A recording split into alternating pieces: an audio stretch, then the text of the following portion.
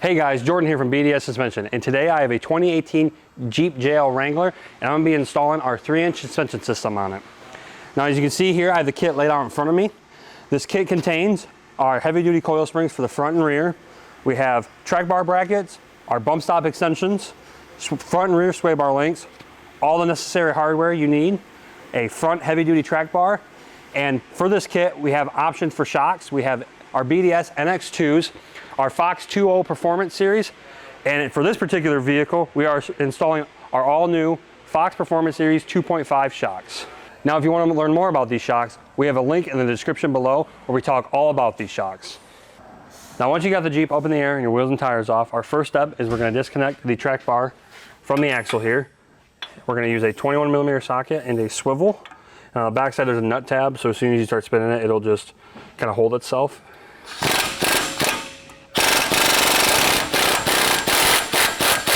And then when you are doing this and removing this, there's a lot of load on this axle, so it might shift one way or another. So just be mindful of that.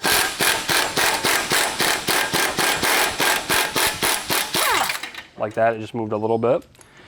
Now we're gonna do the same thing on the frame side here with that track bar. We're just gonna remove this bolt. This is a 21mm socket and wrench. There's no nut tab on this side. So remove that. Remove this bolt. And we're just going to remove the track bar from the vehicle.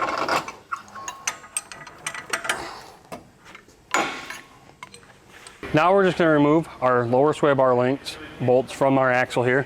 On this side, we don't really have much room, so we're going to use an 18mm ratcheting wrench. We're just going to break that free and wrench that all the way out. There's a nut tab sitting in this pocket here, so you just kind of... Now on the driver's side sway bar link, we do not have a nut tab, so we're just going to use a 18mm wrench and socket. Loosen it here and just remove that bolt. Now we're going to remove our sway bar link from our sway bar. It is just a stud with an 18mm nut on it, so we're just going to remove that.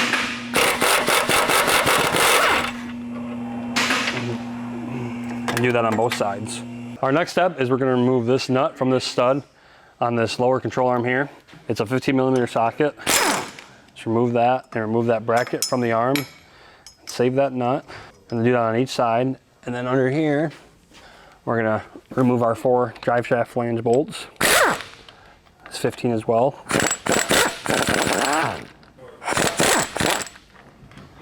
And then this might, once you get this loosened, this might be stuck just from the elements. Just have to give it a good whack.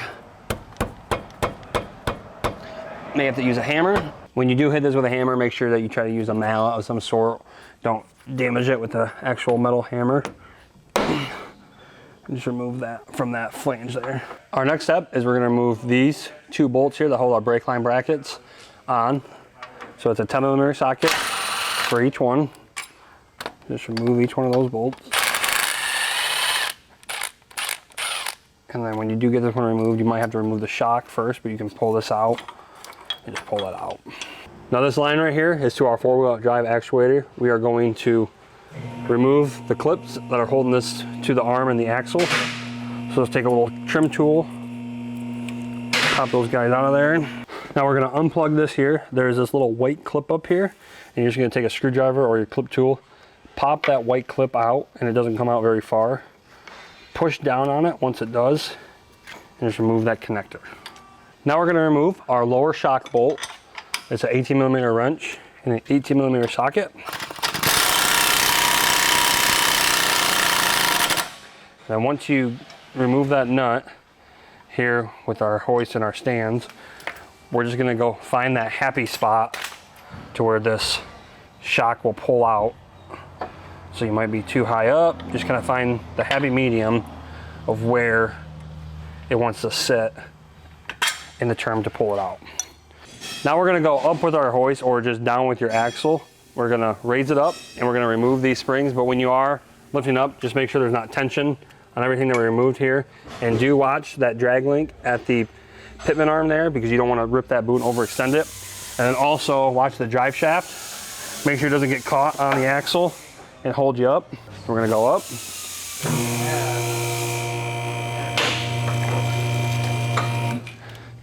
And then we're going to just remove these factory springs. And there is an isolator up here. You can just leave that in place for now. Now, once you got your springs out, we're gonna go ahead and just hook our shocks back up on each side here. Now we're gonna remove our front lower control arm bolt from the vehicle. So on the back side here, you're gonna have to use a 24mm wrench. And then here, on the bolt head, it'll be a 21mm socket. So loosen that nut. And then you might have to adjust your axle to be able to pull this out cleanly. But here we're pretty much perfect, so go ahead and pull that. And it's still a little bound up. So Nate's gonna watch his head. And we're just gonna loosen this, and it's just gonna swing down.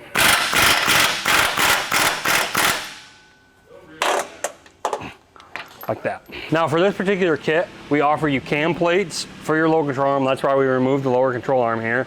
And this is gonna adjust for your alignment for your caster. So these little cam plates, you can see that they're just like a rectangle square.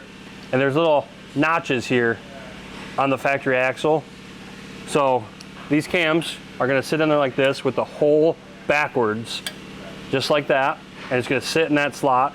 So you can see that there's a lot of material still there. So you'll have to grind out all that material to be able to slide your bolt through. And so you have to do that on each side. So once you get that grinded out, just take your factory control arm and your factory bolt and just kind of line that arm back up with those new cam hole positions and slide it through. Best trick is probably use a die grinder. If you don't have a die grinder, you can maybe use a small flat disc, but the best trick by far is a die grinder, and just grind that out. And do not go too far to take that slot out, and you'll feel them, because if you do, your cam won't have anywhere to sit and you'll be in the wrong position. It'll just kind of freely move back and forth. So as right now it sits in those slots, so make sure you not grind out too far and take those notches away. And if you do not want to do this part, we do offer an upgraded lower control arm with our suspension system, and so you don't have to do any grinding. It's just a plug and replace type deal. Now once we do our lower control arm, our next step is we're going to remove our lower shock bolt on each side. And just like before, we're going to go up with our hoist, down with our axle, and we're just going to go up enough to be able to fit those new springs in. So just watch for everything with tension and make sure nothing gets bound up.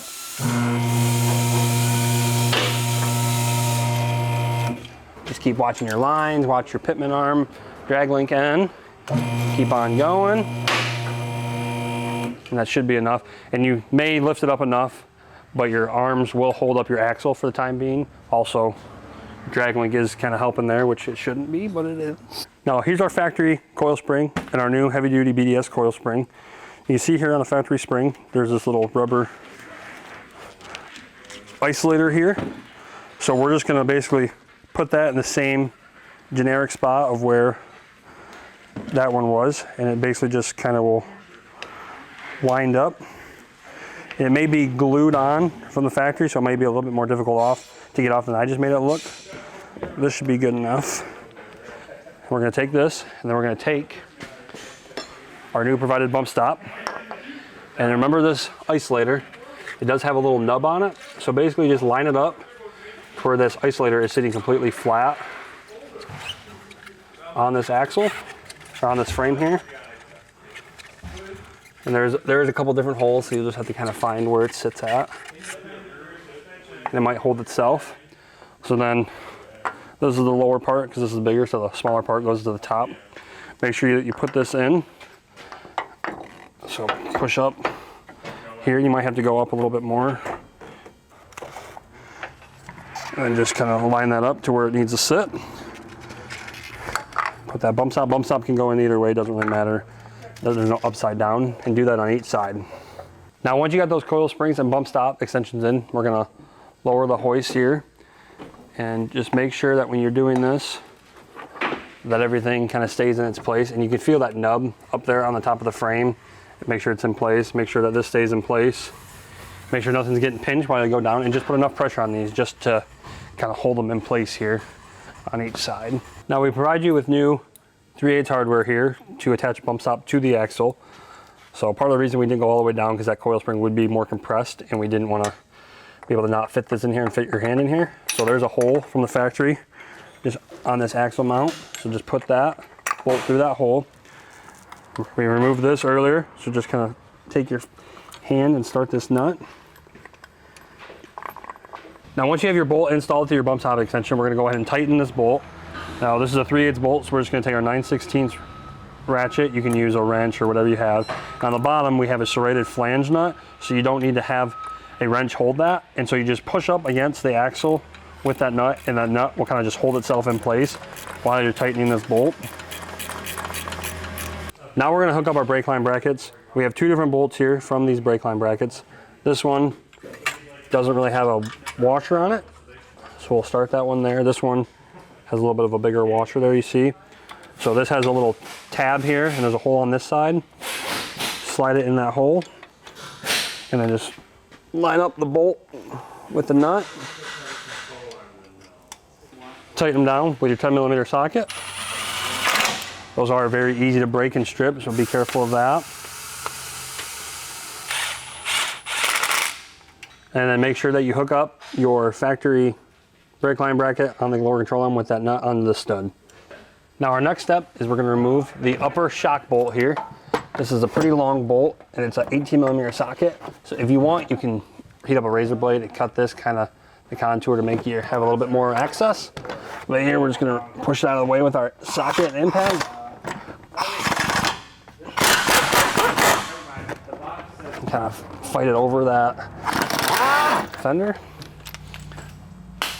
Pull this bolt out, take your shock out. Now it's time to install our Fox 2.5 aluminum body shock. So here we have the rubber style bushings, and here you can see this offset here. This is going to go on the upper part, and this offset is going to go inward, and that's just going to push that body away, being that larger body, away from the frame here.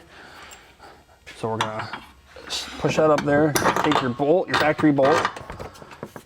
It's just a nut tab or a welded nut up there, so just kind of find the home for it and get it started. So when we get that started, we don't want to tighten it completely because those are rubber style bushings, and they will bind up if we tighten them in the air, so we'll have to tighten those on the ground completely. So now our next step is we're going to go down with our hoist or up with your axle, and we're going to line the lower shock eye up with the mount on the axle. Nate's going to help here.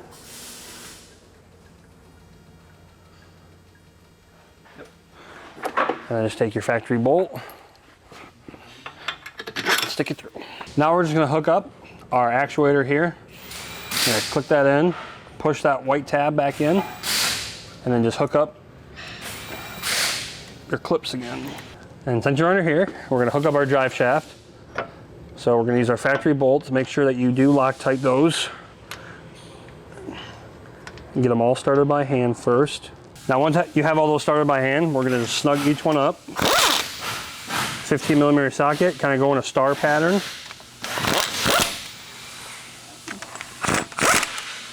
And then once you get them all snugged, we're just going to hit them again. Now moving on to our sway bar links here. In this particular kit, we offer you the JKS quick disconnects. Now if you have a Rubicon model, they come factory with electronic disconnect, so you don't have to do this next step. So, but in this case, since it does not have electronic disconnect, we're going to cut this factory tab off here. So we're going to measure 1.25 inches from the center of this hole over and just cut this tab off here, and then we'll go from there.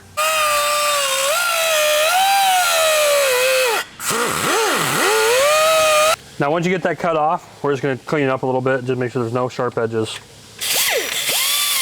Now once you got that grinded nice and flat, we're just going to take some paint and spritz it on there. That's just going to stop it from rusting.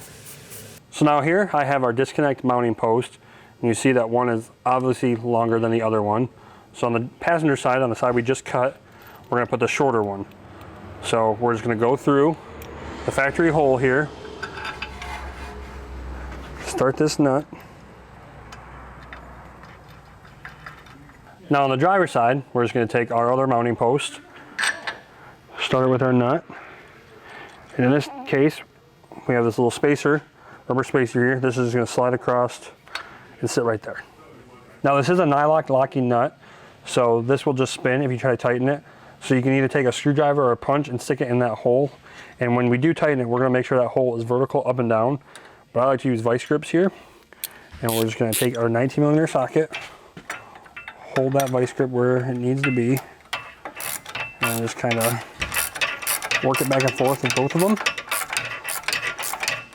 Now with our quick disconnects here, we're going to install the sleeves on the upper part of the disconnect. So that is the shorter part with the sticker nut on it. And the sleeves are a little bit longer than the bushings. I'll show you why here in a little bit. So for a good starting point here, from eye to eye, center to center, we're going to go 9 inches. We have to go another inch. And this is just a good starting point for these, and they can be finely tuned on the ground.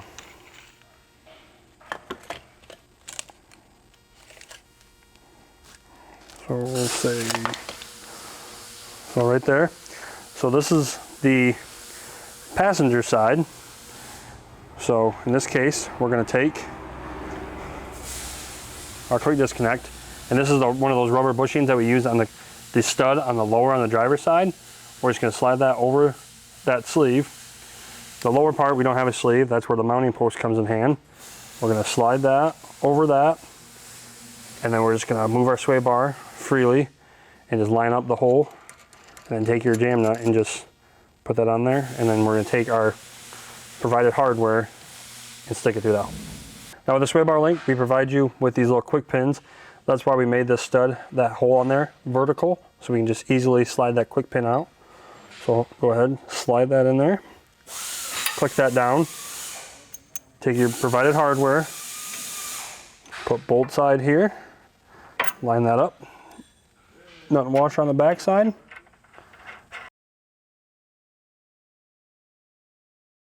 Now on the driver's side, kind of the same situation, but here we have to use one of those spacers on the stud.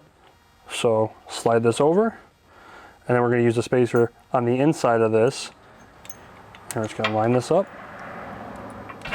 throw that through, take your pin, find the hole, lock it down. Now we're just going to pop these little red caps off. They just kind of slide over the grease fitting. And then we're going to grease this. You can just use any generic grease, it's fine.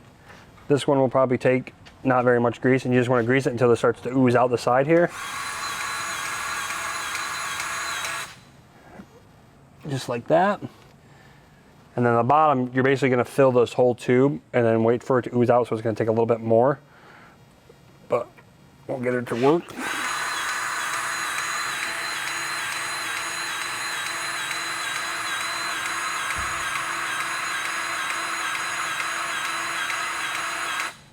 Just like that. Comes out, and do that on each side. Now we're just going to tighten this bolt on the driver and passenger side for the sway bar disconnect here. You're going to use a 19mm socket and wrench. Now we're just going to tighten this jam nut. This is a 15/16 wrench, or 24 works too. And just tighten that on the bottom part of the disconnect. Make that nice and snug. And this is going to stop these threads from getting destroyed on this. Now next we're going to install our sway bar disconnect holding post. Now there's a hole from the factory on the side of the coil bucket here, and these only go on one way. You can kind of see the machining of this. It's kind of formed to the coil bucket. So take your provided hardware, put that in there, put it through the factory hole. You may have to push the fender liner out of the way. And if you have the disconnect option on your, if you have a Rubicon model, you don't need these, but they do come with every kit. So if you want to put it on, you can put it on. It's not going to affect anything. You just won't technically need to use it. Now we're just going to take our 1/2-inch wrench and socket and tighten this down. Now the purpose of these mounting brackets here is for these quick disconnects. So the whole point of this pin here is we're going to pull that pin and pull that off the stud, and then rotate that up, and you're going to have to do that on each side. So then when you're off-roading, you can push the sway bar up, slide this over just like that, and put your pin back in, and this will just hold your sway bar up out of the way. Now we're going to install our BDS heavy duty track bar. Now this can only go on one way. You can see this bend in it, and then this little collar down here with the end. So this end is going to go on the axle side, and this bend is for clearance from the axle housing here. So we're going to put this in just like this, and we're just going to put this bolt in for now, and it's going to be a factory bolt. Just line it up and put your nut on it and wait to tighten that. And then this just sit kind of in that pocket for now. Now moving on to the rear, our first step is we're gonna, just like the front, we're gonna disconnect the track bar here. We're just gonna disconnect it from the axle, but we're gonna leave it on the frame end. It's a 21mm socket. There is a nut tab back here, so you don't need a wrench. And once again, the axle will probably shift one way or another. Next step is we're just gonna remove this brake line bracket from the frame here. It's a 10mm socket. Just remove that bolt. And do that on each side. So now our next step underneath the vehicle in the rear here, we are gonna remove the bracket that holds the e-brakes to the vehicle itself. Now you can see that there's this little cross member here and then the filler tube. So we're gonna go in between that, and you'll see if you just follow these e-brakes up, you'll see this little like Y bracket with a bolt in the middle of it. So this is kind of where you can access that between that cross member and the filler neck. Be careful because there are some brake lines going there, so just be careful not to kink those. You'll take a 13mm socket and remove this bracket.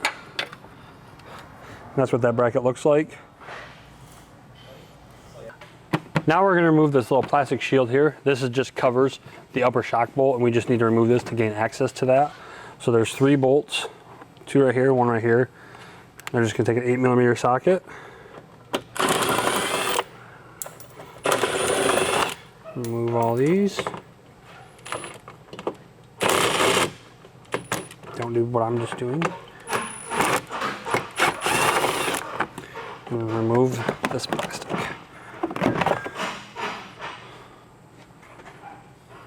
Now we're going to remove our lower shock bolt here, 18mm socket and wrench here.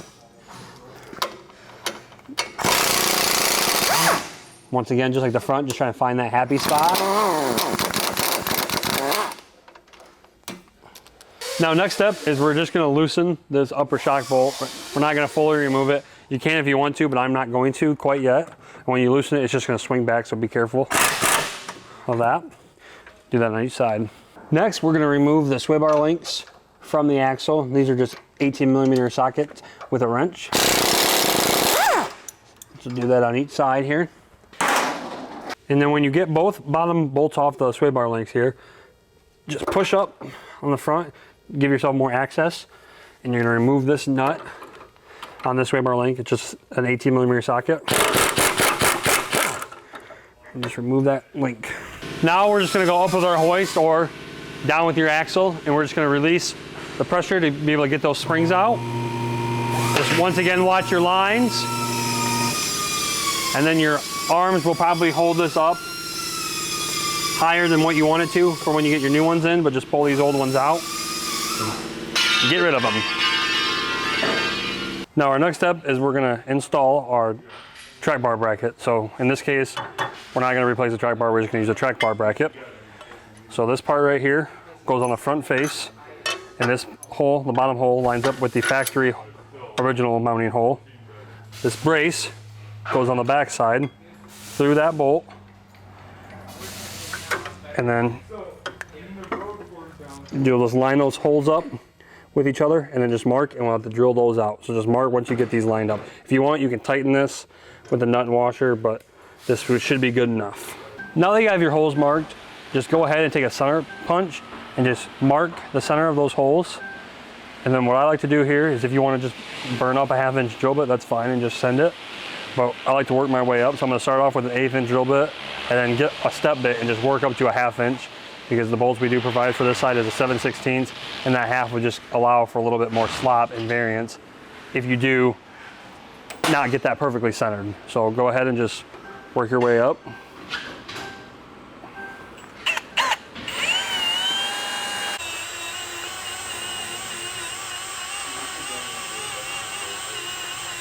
Now once you have your holes drilled out, make sure that you paint them so they don't rust. And we provide you with this sleeve. So this sleeve is going to go the factory location here, because there's nothing that's going to stop it from crushing. So we're going to take this sleeve, and that's going to go right there. Take your factory, your bracket, your knee bracket. Works a little bit better with 2 people, but we can make it work here. Find that hole.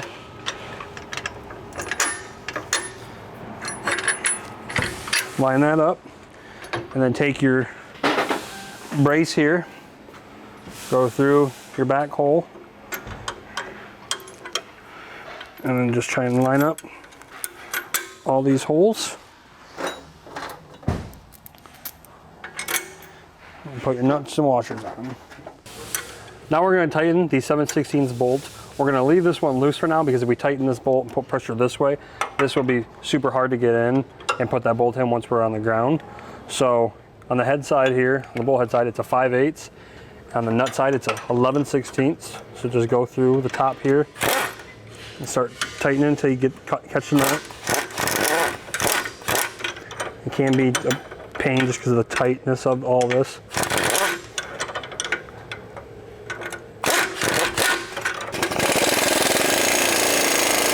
Now we're going to remove our TPMS module here. So that's your tire pressure monitoring system module. So back here, there's just 2 studs that are on this cross member, and they're just held on with nuts. So take a 10mm socket, remove this, save one of these nuts. You can get rid of the other one. And we're going to take this bracket here, pull it off, rotate it so it sits like this. We're going to take, there's a factory hole right here. We're just going to take that, the new provided bolt, nuts and washers. Now we're just going to take our 7/16 socket and wrench and tighten this bracket down. And just make sure that it's nice and square on it. And then just take your 10mm socket and tighten that nut down with that. Now our next step is we're going to install our rear coil springs. Now these are, just like the front, different sizes on the holes here. So the smaller part here, which will fit the isolator a lot better, will be the top, and then the bigger part will just be the bottom. And just like the front, the isolator has this little nub on it.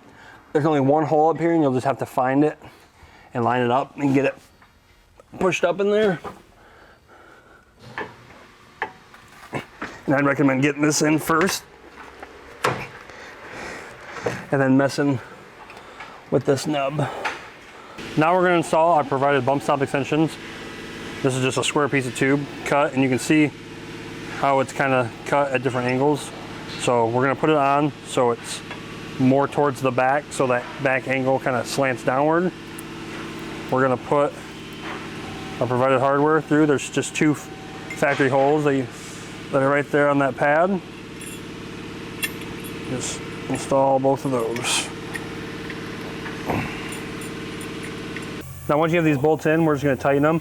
They're a 5/16 bolt, so you just need a 1/2 inch wrench on each side. And then we're just going to, better if you have a ratcheting, to be able to do this a little quicker. And just make sure that when you are tightening it, it's super close, but Nate can kind of show you here on the bottom here. Just make sure that that bolt is past that lock feature on that nut there. Now we're just going to reinstall our brake line brackets on each side, just the factory bolt. Make sure that you start this before you send it in with the impacts. You don't want to cross thread that. It would be super easy. Also be very careful. These will break this. Snug it up. Now our next step is we need to install our bushings and sleeves into our provided rear sway bar links. Now in our case, we do have vices and arbor press to do this. If you have that, use it, but most people probably don't. So I'm going to show you just a quick easy way if you don't have this. WD-40 works too, but I'm just going to use some silicone spray and spray each one of these. And then I'm just going to take a mallet, a regular handler works too. And I'm just going to pop those in there like that. All these bushings and sleeves are the same, so it doesn't matter where they go.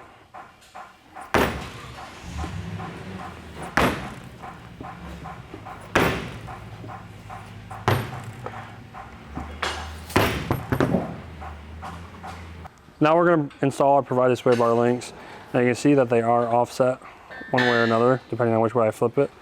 So we're going to want to install it so it's kind of shifted outward.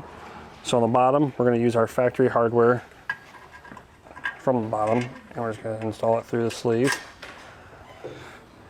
Put your nut on. Now on the top side, we're going to use our 12mm hardware that we provide. Just push your sway bar up and kind of line that up. Make sure you put the bolt side on the outside and then the nut on this part here on the inside of the sway bar. Now we can tighten our sway bar link bushings on the bottom side with the factory hardware. It's an 18mm socket and wrench. Tighten that up until the bushings start to swell. On the top side here with our 12mm hardware will be a 19mm socket and wrench. Do that on each side. Now we can just fully remove the shock bolt. Just like the front, it's a pretty long bolt, maybe a little longer. And we're just gonna get rid of these shocks.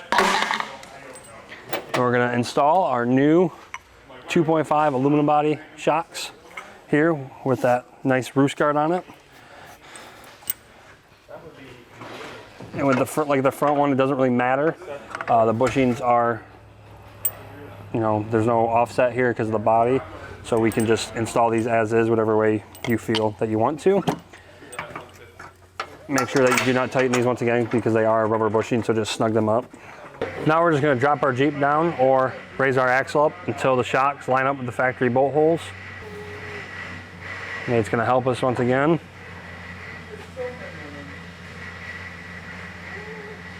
Now we're just gonna install our rear shock bolt here. Doesn't really matter which way you install it. Put the nut back on. Do that on each side. Now if you can here, we're gonna hook up our track bar. You can see how close ours is. So you can actually move the axle and be able to hook that up. And if it's too far away, you have to just do it on the ground and it's a lot easier. Now for this e-brake cable here, you can kind of see that it's resting on that stud from where we remove that TPMS bracket. So we provide you with this clamp. So take the clamp, put it over the line and just move that line and put it on the stud on the most right. And then we provided a new washer and then just use the factory nut that was on there. Thread that on there. And that's just gonna hold that brake line off that stud. Now we're ready to throw our wheels and tires on. In this case, we are throwing on a 35 BFG Goodrich all-terrain tire. Now once your vehicle is on the ground, we're gonna go ahead and hook up our front and rear track bar if you haven't already.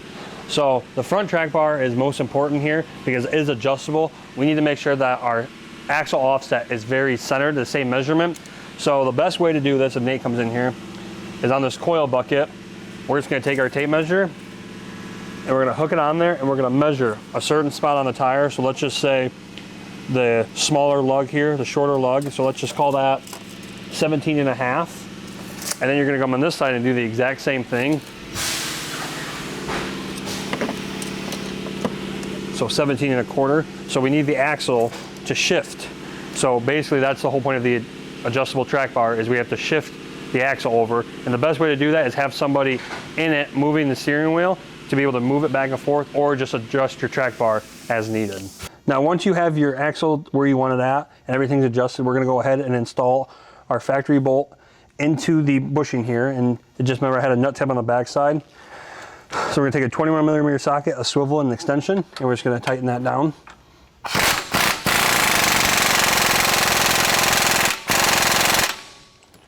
Now just one quick thing, when you are adjusting your track bar, make sure that this little gusset brace here is up because if it's down, your bolt won't fit in there right into the track bar. So just make sure that that little gusset is up. But our next step is we're gonna tighten this clamp. This is just the adjuster clamp that holds the adjuster tight.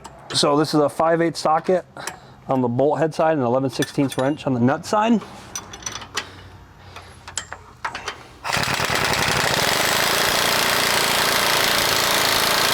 Just tighten that down.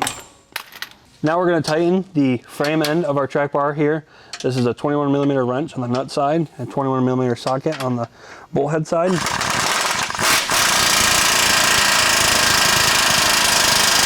Now our next step is we're going to tighten this track bar bracket and the track bar on the rear here. So we're going to take a 21mm socket, and for both of these are the bolts we provide, and it's a 22 on the nut side here. So it doesn't matter which one you tighten first, just tighten them both up.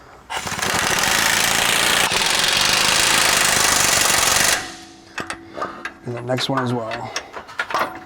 Now our next step is, before we tighten everything else, is we need to settle the suspension. So what we're gonna do here is we're just gonna start the vehicle and back and go forward, back and forth, and just hit the brakes kind of hard. And you'll hear all those clunks from everything being loose, but we're just settling the suspension up. And that's why we hook our track bars up before we do that, because you won't be able to steer or move everything. So that's why we do that. We're gonna go ahead and start it. And you'll hear a bunch of clunks and creaks and everything because everything's loose.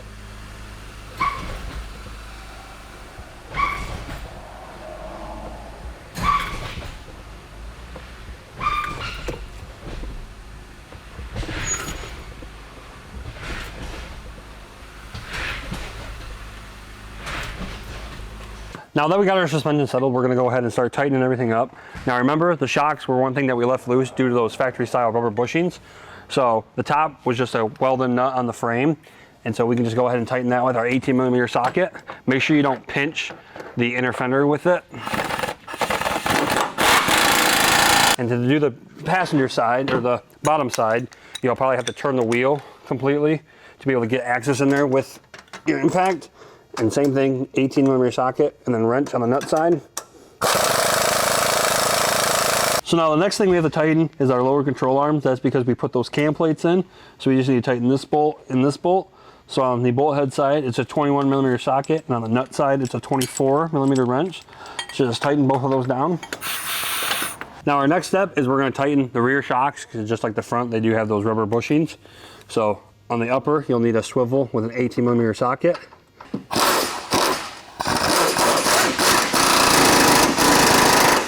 And the lower, you'll need a deep well socket and a wrench. The deep well socket just because of the nuts on this side, so we won't be able to tighten it with a short one. 18mm wrench and just tighten down. So our next step, once we go out and drive it, make sure everything's tightened, is we're gonna have to adjust the steering wheel. Now you can probably do this by yourself, but using two people works a lot better, having somebody watch it. So this collar right here is what we use to adjust the steering wheel. And there's a clamp here, and we just need to loosen this clamp. So this is a 15mm. We're just gonna loosen that. And depending on how rusty your Jeep may be, we're gonna have to use a pair of pliers to adjust this. So you're just gonna turn it one way, and you're just gonna listen to your partner tell you wrong way or right way, and then just go until it's centered. So you just put your pliers on this and start turning it. In our case, it's pretty new, so, and just do this until the wheel center. And you'll probably have to do this a couple times just because it's not a perfect setup. And so you probably just have to kind of mess with it a couple times. So what you do, just tighten this back down and go out for another drive. Now that's how you install our BDS 3-inch suspension system. Now this particular kit is upgraded with our Fox 2.5 Performance Series shocks. The kit and the shocks are both in stock, ready to ship. And you also may notice that we have this Crawltech bumper on here. If you want to learn more about that bumper, go to crawltechrevolution.com.